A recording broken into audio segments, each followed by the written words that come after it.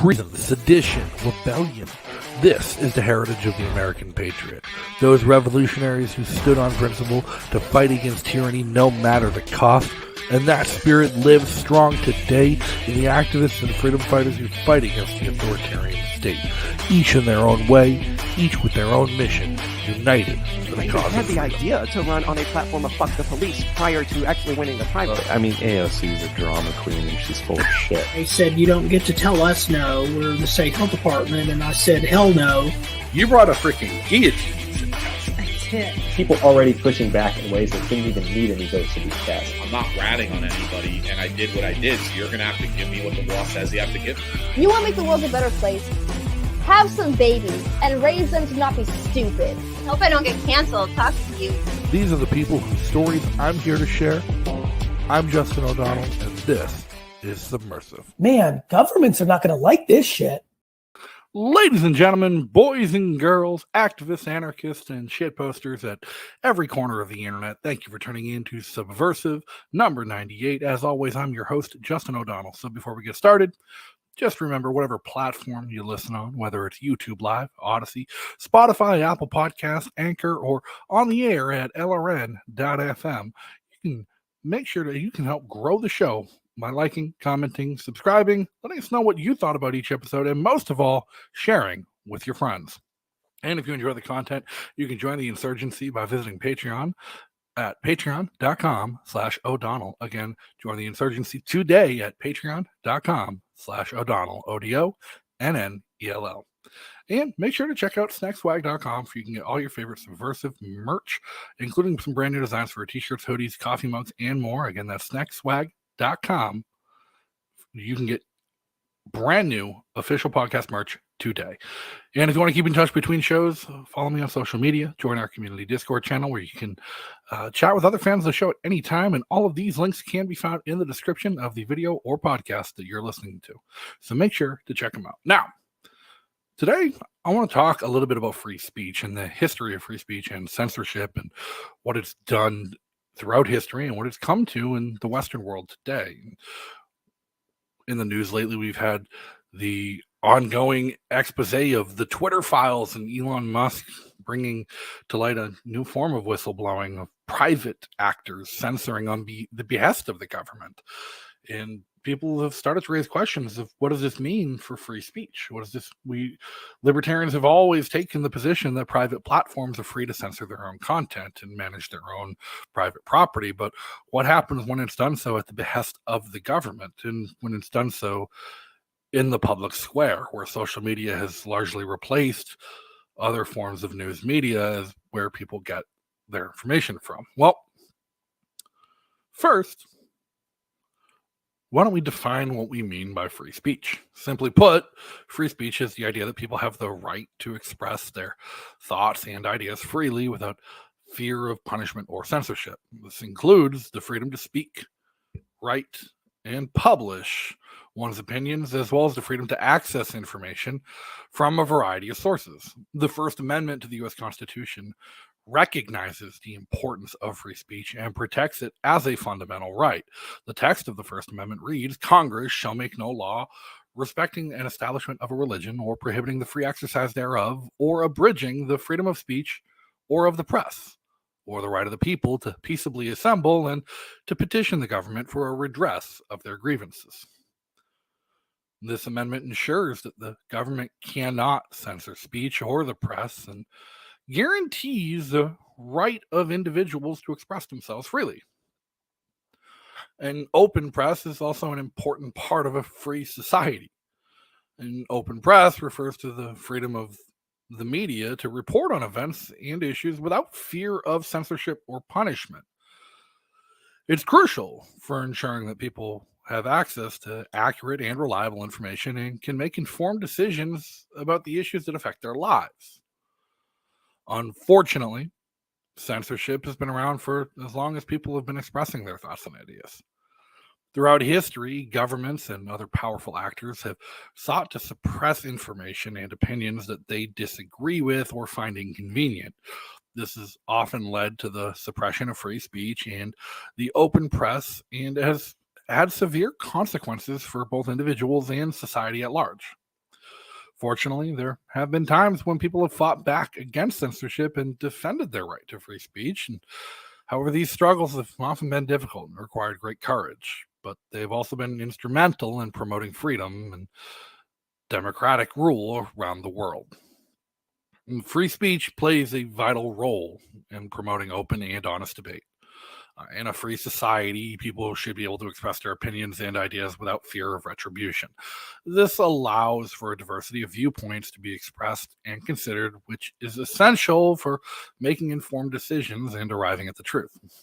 When people are able to speak and share their ideas freely, it helps create vibrant and dynamic public discourse. This encourages critical thinking and allows people to challenge each other's ideas and assumptions, leading to a deeper understanding of the issues at hand. However, when free speech is suppressed or censored, it can have serious consequences. Ideas and perspectives that challenge the status quo may be silenced, leading to narrow and distorted views of the world. This can stifle innovation and progress and make it harder for people to make informed decisions about the issues affecting their lives. It's important to recognize that free speech is not just about protecting popular or mainstream opinions. It's about protecting the right of individuals to express their ideas and opinions, even if they are unpopular or controversial. What brought the ACLU to prominence throughout history in American history, the American Civil Liberties Union, was defending the right of neo-fascists and Nazis and white supremacists to hold rallies and preach their hateful and divisive rhetoric, because even though it was distasteful, it was their right to do so. Without this protection, it becomes much easier for those in power to suppress dissent and control narratives. In short, free speech does play a crucial role in promoting open and honest debate and ensuring that people have an access to a diversity of viewpoints and information. And without it, our ability to make informed decisions and arrive at the truth is greatly impaired. Free speech is also crucial for holding power accountable. When people are able to speak out and criticize those in power, it helps ensure that they are not able to abuse their authority or act against the interests of the people they serve. In this way, free speech acts as a check on power and helps promote transparency and good governance. For example, consider the role of the media in a free society. When the media is free to report on events and issues without fear of censorship or punishment, it can serve as an important watchdog that holds those in power accountable for their actions. This can help to expose corruption, abuse of power, and other wrongdoings, and can help ensure that those in positions of authority are held to account for their actions.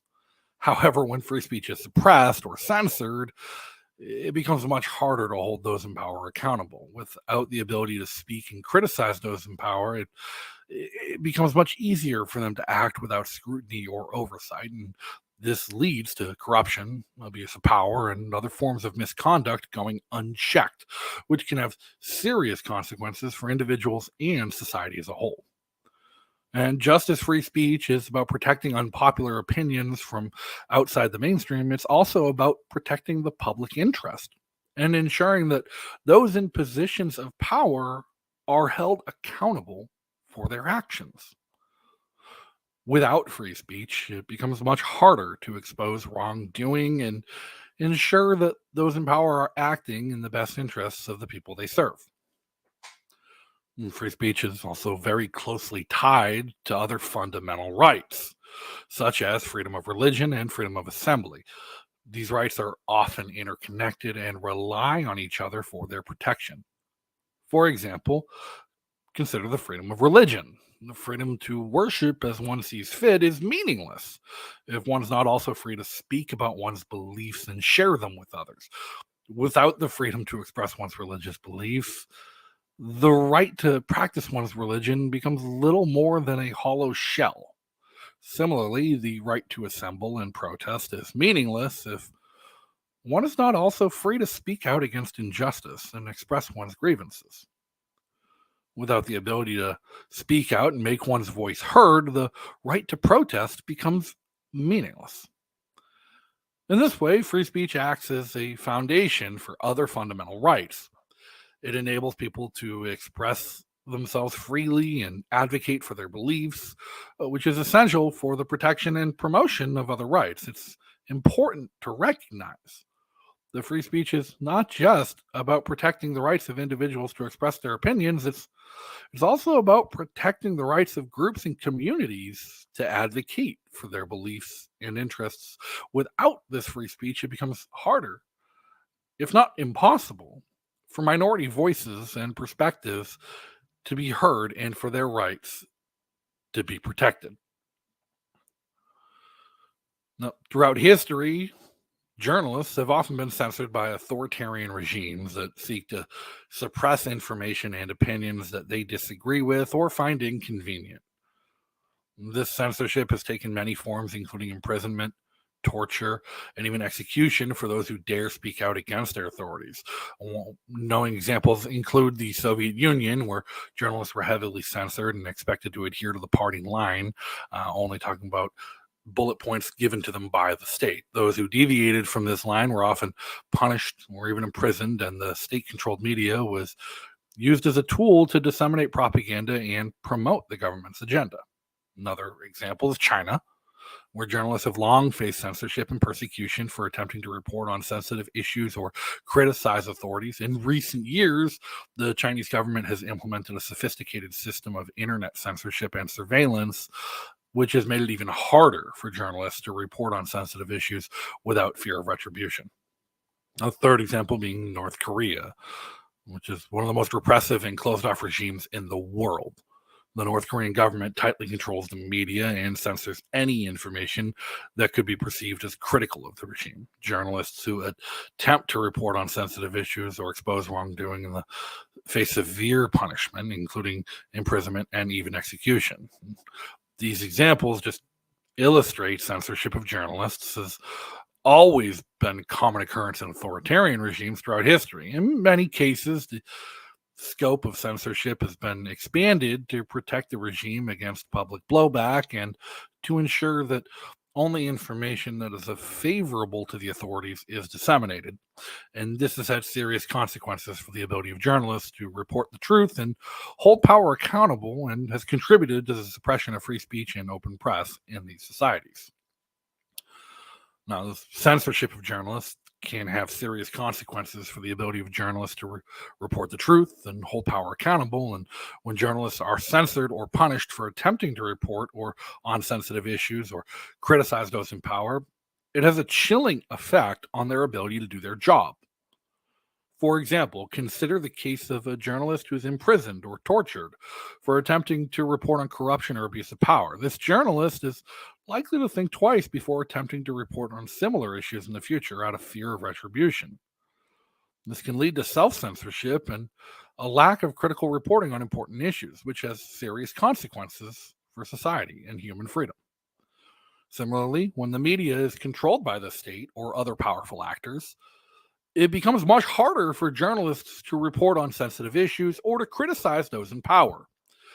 This can lead to the suppression of important stories and the dissemination of propaganda and disinformation, which can distort the public's understanding of the issues and make it harder for them to make informed decisions.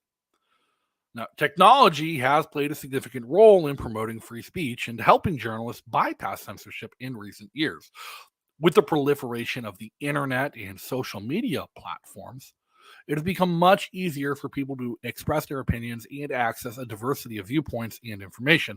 For example, consider the role social media platforms had in the Arab Spring uprisings, where people were able to use platforms like Facebook and Twitter to organize protests to share information about what was happening on the ground. This helped promote free speech and held those in power accountable, while playing a significant role in the ousting of several authoritarian regimes in the region. Similarly, technologies help create new avenues for journalists to report on sensitive issues and bypass censorship. For example, many journalists use encrypted messaging apps and other tools to communicate with sources in the attempt to protect their anonymity, which can be crucial for exposing wrongdoing and holding those in power accountable. Journalists in China use VPNs and virtual private networks and other tools to access blocked websites and report on sensitive issues without fear of retribution. And this has helped to expose corruption and abuse of power and has contributed to the promotion of free speech in the open press in the face of tyrannical oversight. But censorship and threats to free speech continue to be serious concerns in the modern world. In many countries, governments, and other powerful actors seek to suppress information and opinions that they disagree with or find inconvenient. Censorship takes many forms and can have serious consequences for those who dare to speak out against the authorities. One example of censorship in the modern world is China, who's implemented a sophisticated system of internet censorship and surveillance with their social credit scores and mass surveillance systems and their Great Firewall used to block access to websites and platforms that are deemed inappropriate or threatening to the regime. This has made it much harder for your average Chinese citizen to access the diversity of information and has had a chilling effect on free speech in the country as well as political opposition. Another good example is Turkey, where the government has a history of censoring media and punishing journalists who report on sensitive issues or criticize the authorities, such as the Armenian genocide or Turkish relations with Greece and the recent wars in Cyprus. In recent years, the government has shuttered numerous media outlets and imprisoned many journalists, leading to widespread self-censorship and a lack of critical reporting on important issues. The Egyptian government has a long history of suppressing free speech and punishing those who dare to speak out against authorities. And in recent years, the government has used a variety of tactics to suppress free speech, including imprisoning journalists, shutting down media outlets, and censoring the internet, learning from their mistakes during the Arab Spring, where people had access to free speech to communicate and organize. In 2018, a Saudi Arabian journalist, Jamal Khashoggi, was assassinated in Turkey by Saudi agents in retribution for his unfavorable reporting of the Saudi regime and the royal family. And these are just a few examples of censorship and threats to free speech in the modern world. Unfortunately, they're far from alone, and free speech continues to be under threat in many parts of the world. It's up to all of us to stand up for this fundamental right and to defend it against those who seek to suppress it. And censorship is not just a problem in authoritarian regimes. It can also occur in democratic Western societies, including the United States. In the United States, censorship has taken many forms, including the suppression of speech by the government, private actors, and even individuals. One example of censorship in the United States is the censorship of political speech by the government. This has occurred throughout American history and has included efforts to suppress dissent and criticism of the government. During the McCarthy era, the House Un-American Activities Commission conducted a series of investigations and hearings aimed at identifying and punishing alleged communists and other subversive actors. This led to widespread self-censorship and a chilling effect on free speech and public debate. Another example of censorship in the United States is suppression of speech by private actors. This has included efforts by companies and organizations such as Twitter, Facebook, or other large corporations to silence employees or contractors who speak out against them, or to punish those who express controversial or unpopular opinions. For example, many people lost their jobs or have been ostracized for expressing their opinions on social medias or other platforms, especially on controversial issues such as vaccine mandates or wars overseas. Finally, individuals can also engage in censorship. Some people may try and silence or punish others for expressing opinions that they disagree with or find offensive. This can occur in a variety of settings, including online, where people may use social media or other platforms to harass or intimidate those who express controversial opinions. It's important to note that we even have a specific word for this. We call it cancel culture. And it's not just a tool of the left, it's historically been a tool of the right and the moral majority. It's also worth noting that there are examples of individuals and organizations that have worked to expose censorship and promote free speech. For example, Julian Assange and WikiLeaks have gained notoriety for publishing leaked documents that have exposed government and corporate wrongdoing. And now Julian Assange is currently a prisoner of the United States federal government facing espionage charges simply for reporting the truth. Similarly, Edward Snowden and Chelsea Manning have faced persecution for exposing government secrets and have become symbols in the fight for free speech. In the UK, Catherine Gunn helped expose illegal action by the US and British governments to start an illegal war in Iraq and was publicly prosecuted for her role in engaging in free speech and journalism. Now, social media platforms have become important forums for free expression and have played a significant role in the promotion of free speech around the world. However, these platforms also have the power to regulate speech and can censor the content they deem inappropriate or offensive. This raises concerns about the potential for censorship by private companies, which are not subject to the same First Amendment restrictions as the government. One potential danger of censorship by private companies is the lack of transparency and accountability. Unlike the government, which is ostensibly subject to scrutiny and must justify its actions, private companies are not required to explain their decisions to censor content. This can make it very difficult for users to understand why their content has been removed and has led to a lack of trust in the platform. Notably, YouTube, Twitter, and Facebook have a long history of simply removing channels and censoring content with no warning and no explanation.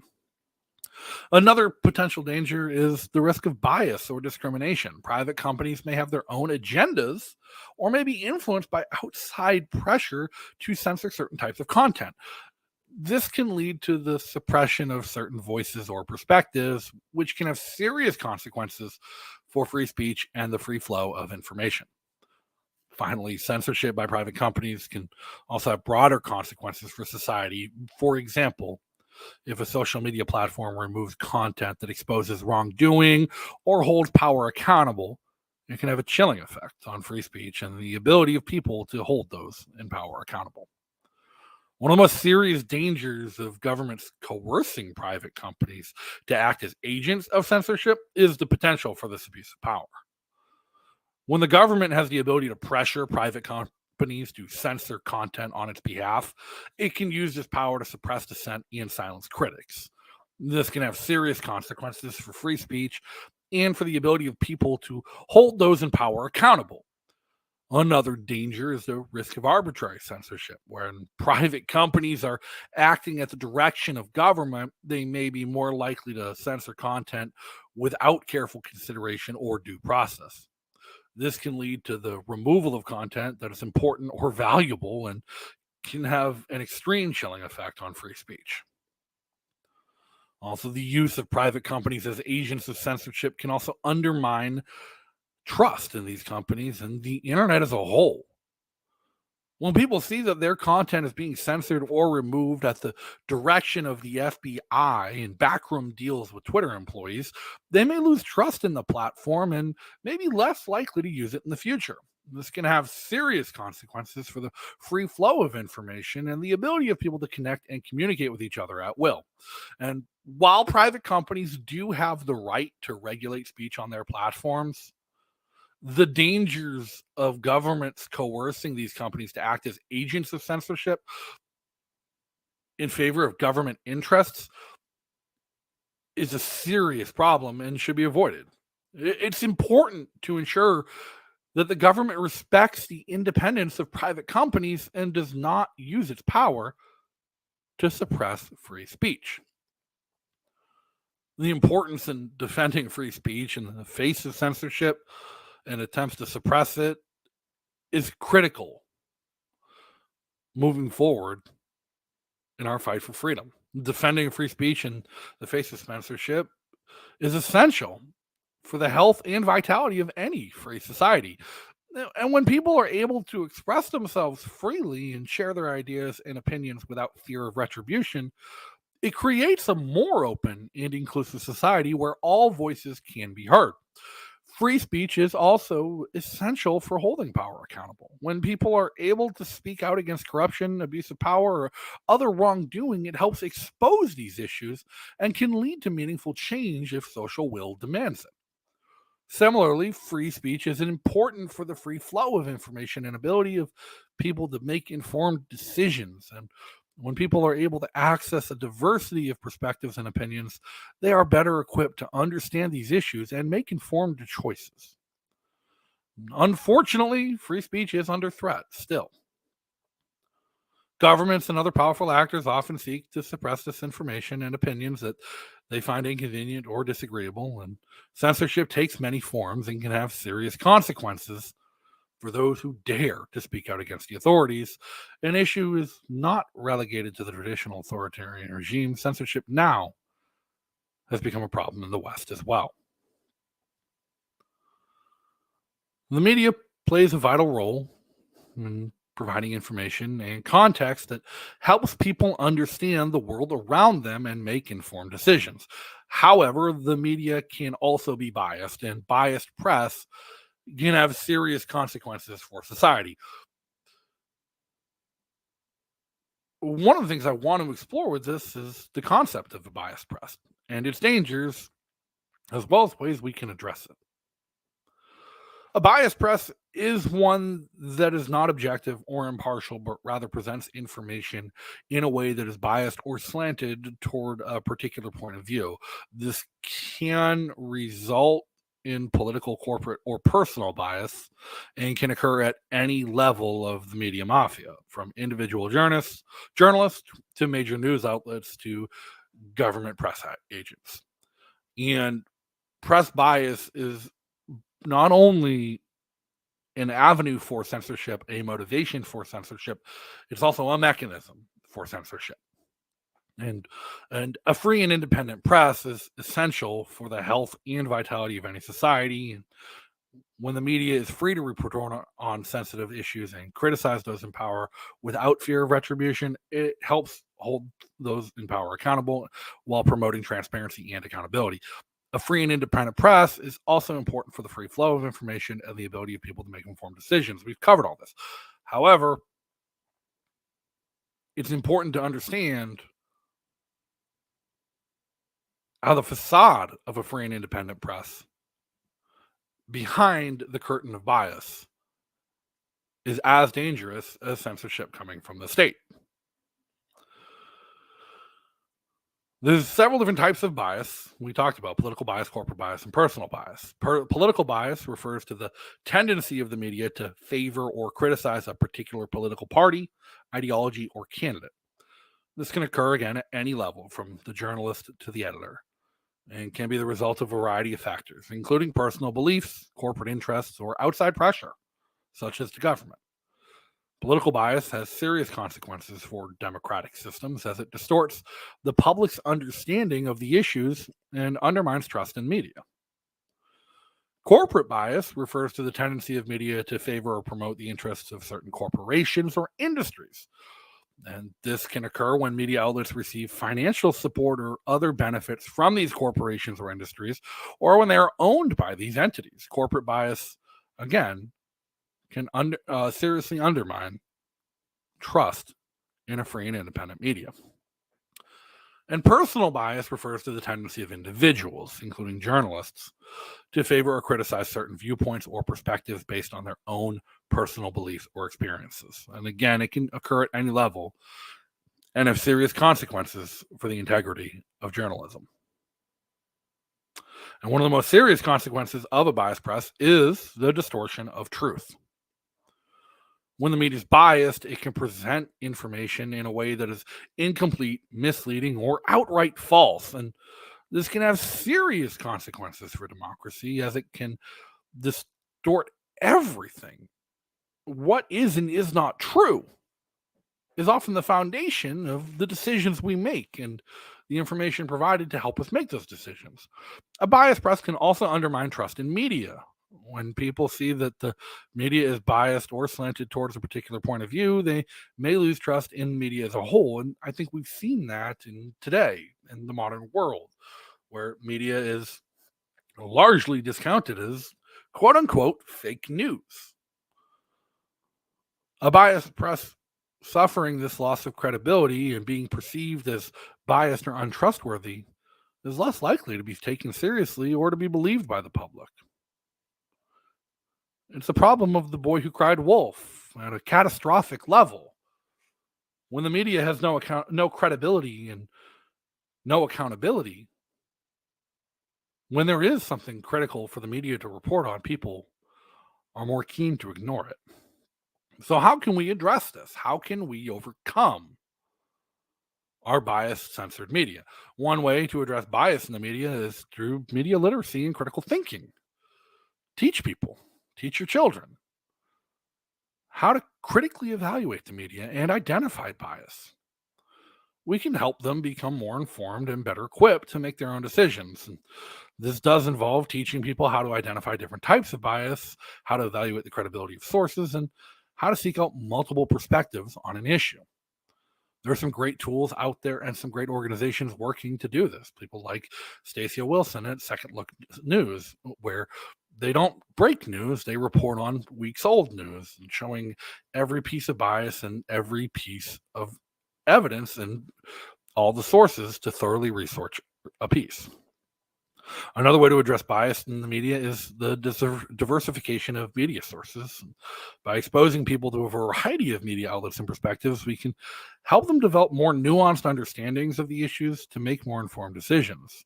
This can involve encouraging people to seek out media outlets that represent a diversity of viewpoints, not just your Fox News, not just your CNN, your Al Jazeera, your BBC, your RT Today, but also your independent media outlets that are not beholden to any particular interests or agendas. And finally, press accountability and transparency. You can help address bias in media by holding media outlets accountable for their reporting and by promoting transparency in their operations. We can help ensure that they are presenting accurate and unbiased information by holding them accountable for their errors, encouraging them to disclose any conflicts of interest, and promoting transparency in their funding and ownership. But the reality is, the future of free speech is likely in the hands of alternative media and independent journalists. In today's increasingly consolidated and corporate-dominated media landscape, it's becoming harder and harder for people to access a diversity of perspective and opinions. This leads to a lack of critical thinking and a narrowing of public discourse. Alternative media and independent journalists provide vital alternatives to the mainstream media, offering a platform for underrepresented voices and a diversity of viewpoints. They're not beholden to corporate interests or the agendas of powerful elites, and as a result, they're often more willing to report on sensitive issues and hold power accountable while speaking truth. In addition, technology has made it easier for alternative media and independent journalists to reach a global audience and bypass censorship. With the rise of the internet and social media, it's become easier for people to share information and express themselves freely. It's become especially important in countries where free speech is suppressed, such as the United States, and where traditional media is controlled by the state, such as the United States, or other powerful actors, such as the United States government. So in my call to action in the year 2023 is for each and every one of you to support an independent journalist out, to support alternative media, whether financially or simply with your views. Support the platforms that they rely on. Because unlike the corporate media, they're not bought and paid for. They're not owned and subsidized. Your average independent journalists, your First Amendment auditors, your activist reporters, they rely on your donations. They rely on your patronage. They rely on your support to make each article and each breaking news item worth the time it took them to do it. And thank you so much for joining me tonight. And remember, until next time, you be free. Thank you for tuning in to another episode of Subversive. Make sure to like, subscribe, and turn on notifications to get alerted every time we go live on YouTube. And make sure to leave some comments and reviews on whatever platform you listen on to let me know what you thought of this episode. And a huge thanks and shout out to our sponsors and the awesome members of the Insurgency on Patreon. If you enjoyed this content, you can join the Insurgency on Patreon by following the links in the description for patreon.com/O'Donnell. And if you can't catch the show live, you can always catch it the next day on YouTube, Odyssey, Anchor, Spotify, Apple Podcasts, Breaker, Castbox, and wherever else you listen to your favorite podcasts every day. So until next time, everybody, be free.